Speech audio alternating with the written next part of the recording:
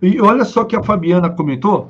Eu vou pegar aqui o exemplo da Fabiana, já vou emendar com a pergunta do Rodrigo, que é justamente a pergunta que eu iria te fazer, meu querido amigo. A Fabiana fez aqui uma lembrança bem interessante da análise de cartas, Ricardo.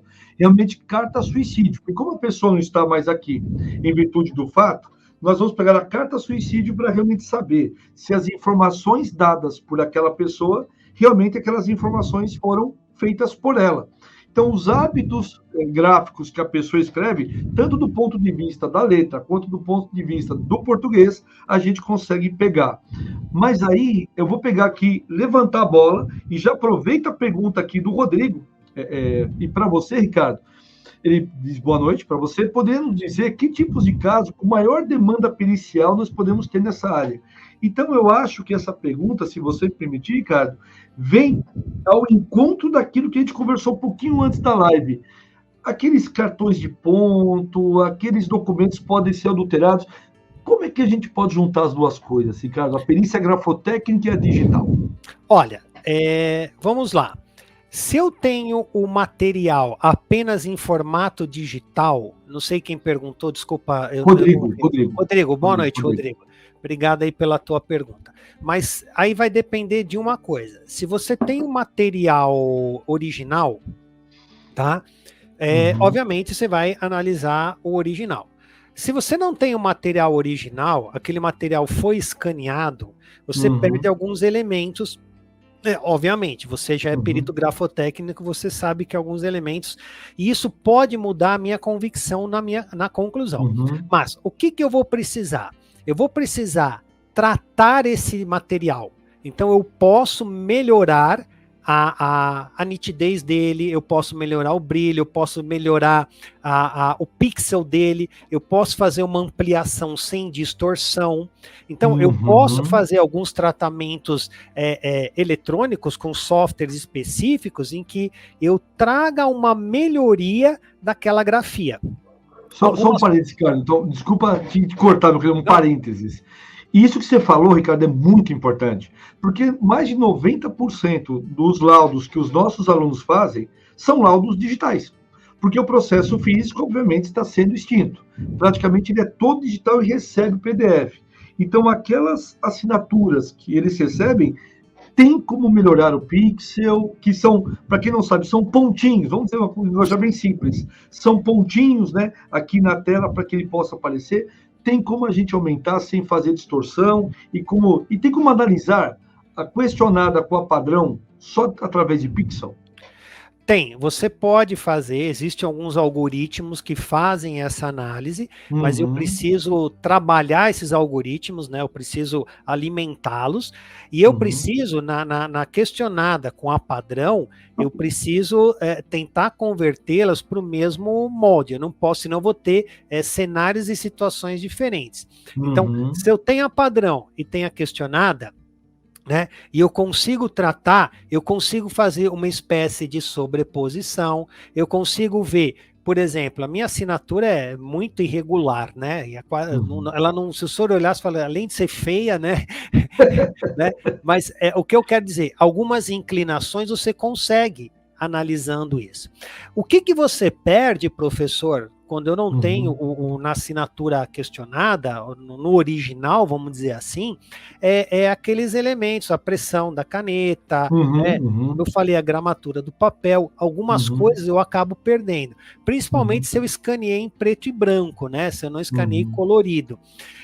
Mas o que a gente... É um desafio, como eu insisto, a grafotecnia, né, é uma adaptação e a gente tem que trazer isso para o nosso mundo real. Então, os instrumentos que eu passo a usar, então eu tenho uma lupa, eu tenho uma régua de precisão, eu tenho uma série de outras coisas, eu vou ter que mudar assim, trazê-los de outra forma para trabalhar de uma outra forma, já vista que, veja bem, gente, deixa eu colocar uma observação para você.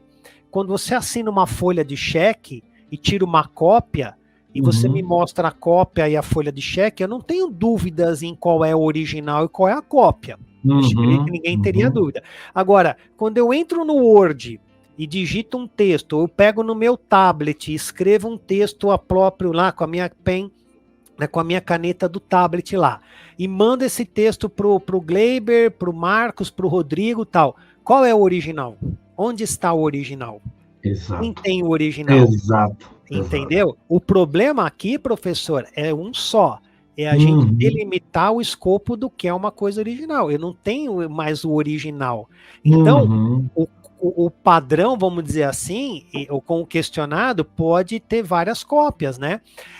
A única diferença é que se eu tirar uma cópia, depois eu tiro a cópia da cópia, a cópia da cópia, quando eu chegar na 15ª cópia, a qualidade está horrível. Agora, um documento digitalizado, que é diferente do que eu vou explicar de um documento digital, ele tem uma outra pegada. Por favor, qual que é a diferença, meu querido amigo? A questão é, isso também vale para assinatura, tá? Um documento digitalizado é um documento da qual ele sofreu um processo de conversão física para conversão digital. Então, é aquilo que você chamaria, por exemplo, de escanear um documento ou tirar uma foto de um documento. Você converteu lá, sei lá, eu tenho um recibo aqui.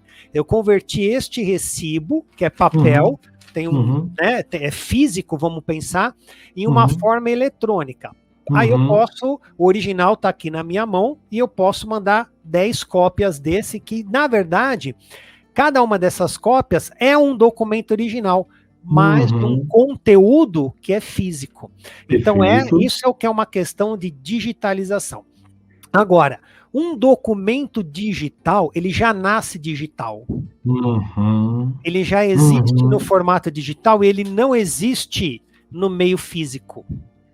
Se eu imprimir eu digitei uma carta no Word. Bom dia, professor, como vai? Não sei o que lá, tá. Um contrato no Word, certo? E imprimir esse contrato, a cópia é a impressão, o original é o digital. Exato, amigo. Entenderam? Inverteu a história. Inverteu-se. E aí, eu quero que você faça uma análise. Sabe, posso contar um outro caso que isso cai muito para nós, peritos digitais / grafotécnicos? A aula é tua, Ricardo. A aula é tua. Então, é que eu me empolgo, professor. Aí eu fico contando, né? Mas é assim. Por exemplo, pensa comigo vocês todos, tá? Eu vou dar 2 casos. Pensa comigo como que a gente resolve isso. Caso número 1. Eu pego um contrato de compra e venda entre mim e o professor Gleibe. Negociamos a casa dele, beleza, tal. Alguma coisa qualquer, né? Uma prestação de serviço, vamos lá. E eu redijo um contrato de 5 folhas.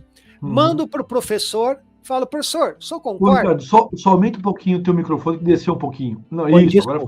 Desculpa, professor. E aí eu mando para o professor as 5 folhas. Falo, professor, por favor, leia, né? Obviamente que ele é advogado, né? Ele vai ler, vai criticar essa cláusula, aquela tal, vai rubricar e vai assinar a última folha e me manda.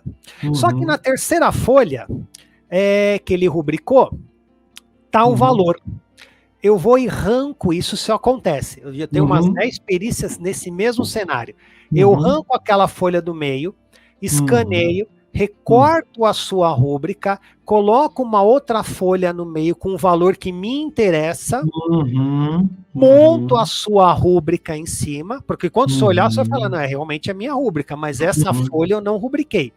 E aí, eu fecho aquele documento PDF, como se fosse o nosso contrato válido. E aí eu vou lhe acionar por esse contrato, você vai falar, peraí, não foi esse valor que eu assinei.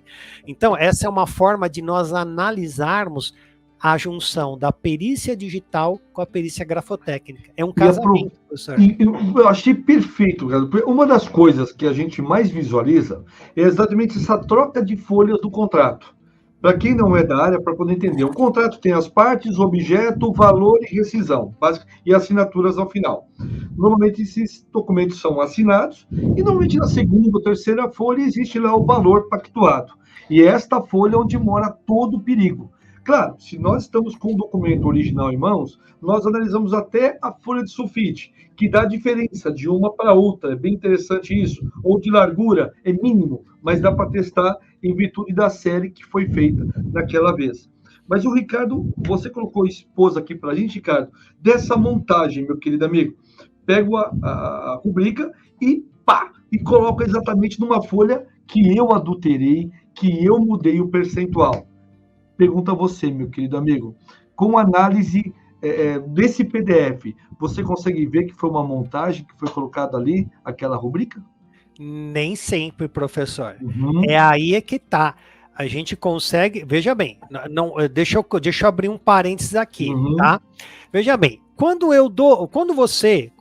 a maioria dos nossos amigos aqui, seus alunos, como eles já são ou já atuam, ou já têm um certo conhecimento, quando você entrega um laudo, muito provavelmente você faz assim lá na sua conclusão. Muito provavelmente, se não é exatamente isso. Você fala assim, dessa forma, a convicção do perito quanto à autoria do descritivo questionado pode ser máxima, aí você põe lá, convicção acima de qualquer dúvida.